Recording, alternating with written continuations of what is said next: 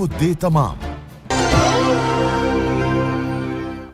और अब देख लेते हैं 5 मिनट में 25 खबरें। प्रधानमंत्री नरेंद्र मोदी ने आसनसोल में चुनावी सभा के दौरान मुख्यमंत्री ममता बनर्जी पर निशाना साधा। कहा, अहंकार में दीदी इतनी बड़ी हो गई कि उन्हें हर कोई बौने लगने लगे। कोरोना को देख प्रधानमंत्री नरेंद्र मोदी ने साधु संतों से अपील की कि अब कुंभ को प्रतीकात्मक रखा जाए। मोदी ने महामंडलेश्वर स्वामी अवधेशानंद गिरी से फोन पर बातचीत भी की। कांग्रेस अध्यक्ष सोनिया गांधी ने कोरोना की मौजूदा स्थिति पर आज केंद्र सरकार पर निशाना साधा। टीकाकरण के लिए आयु सीमा को घटाकर 25 साल किए जाने की मांग उठाई। कोरोना के बढ़ते केसेस के बीच सीएम गहलोत ने ट्वीट कर सामूहिक कार्यक्रमों पर रोक लगाने की बात कही। सीएम ने ट्वीट में लिखा, देश भर में कोविड की स्थिति खतरनाक रूप ले चुकी है। प्रधानमंत्री जी को अब अपने राजनीतिक कार्यक्रम, रैलियां और रोड शो पूरी तरह बंद कर देने चाहिए। सीडब्ल्यूसी की मीटिंग को लेकर कांग्रेस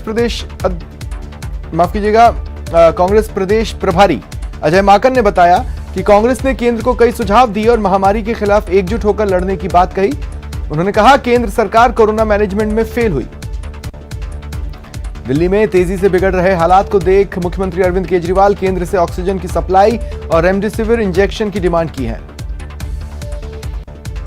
आरजेडी सुप्रीमो लालू यादव को जमानत मिल गई है। चारा घोटाला मामले में सजायाफ्ता आरजेडी सुप्रीमो को झारखंड हाईकोर्ट ने सशर्त जमानत दी। बॉलीवुड अभिनेता सोनू सूद कोरोना पॉजिटिव हो गए हैं। उन्होंने इस बात की जानकारी अपने सोशल मीडिया के जरिए फैंस को दी। पश्चिम बंगाल में आज 5वें चरण के तहत 45 विधानसभा सीटों पर बंपर मतदान हुआ। 1,13,73,307 मतदाता ने 342 उम्मीदवारों की किस्मत इसमें दांव पर लगी है। प्रदेश की 3 विधानसभा सीटों पर कोरोना संक्रमण के बीच मतदान को लेकर खासा उत्साह दिखा। सहाड़ा, सुजानगढ़ और राजसमंद में करीब 60% मतदान हुआ।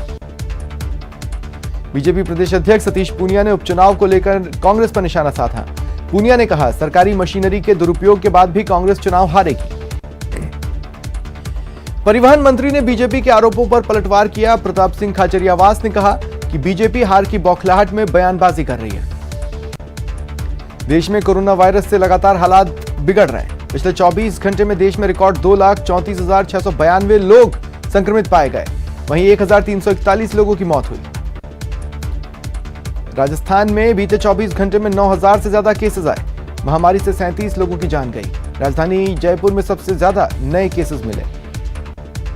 जयपुर के चाकसू में कोरोना कहर बनकर टूटा। सैटेलाइट अस्पताल के 22 कर्मचारी पॉजिटिव पाए गए। इन सभी के दोबारा सैंपल लेकर जांच के लिए एसएमएस भेजे गए। मुख्यमंत्री अशोक गहलोत ने कोरोना पर मंथन किया। सीएमआर में सीएम गहलोत ने आलाधिकारियों के साथ संक्रमण और वैक्सीनेशन पर चर्चा की। जोधपुर के पोटा चौराहे पर एक महिला बैंक कर्मी को जब मास्क नहीं लगाने पर रोका गया तो उसने हंगामा किया। सड़क पर लंबा जाम लग गया।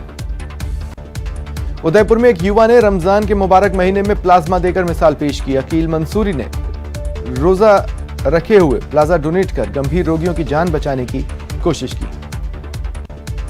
भरतपुर के पाली डांग में एक कलयुगी बेटे ने शराब के नशे में अपने ही पिता की हत्या कर दी। पुलिस के मुताबिक मोटरसाइकिल को लेकर बेटे और पिता के बीच विवाद हुआ था। भरतपुर के जुरहरा थाना क्षेत्र के गांव सहसन में गुस्साए व्यक्ति ने पहले अपने चाचा के लड़के को गोली मारी, घायल किया। उसके बाद ससुराल पहुंचकर पत्नी की गोली मारकर हत्या कर दी और खुद को भी गोली मारकर आत्महत्या कर ली। कोटा के इटावा इलाके में हिस्ट्री शीटर पिता की हत्या करने वाले नाबालिग को कोर्ट में पेश करने के बाद बाल गृह भेज दिया गया। जयपुर के चौमू में ज्वेलर्स की लाखों रुपयों की डकैती और फायरिंग मामले में पुलिस को सफलता हाथ लगी। अंतर्राज्यीय गैंग के 2 अपराधी गिरफ्तार हुए। बीकानेर की नोखा पुलिस ने 1 किलो 100 ग्राम अफीम के साथ 2 तस्करों को गिरफ्तार किया। दौसा में आखिरकार पैंथर पकड़ लिया गया। वन विभाग ने 5 घंटे की मशक्कत के बाद इसे ट्रैंक्विलाइज किया। महाराष्ट्र के ठाणे में 20 साल का प्रवीण सोलंकी दलदल में फंस गया। प्रवीण ने खुद को निकालने की बहुत कोशिश की लेकिन नहीं आ पाया। उसकी जान नगर पालिका के कर्मचारी ने बचाई।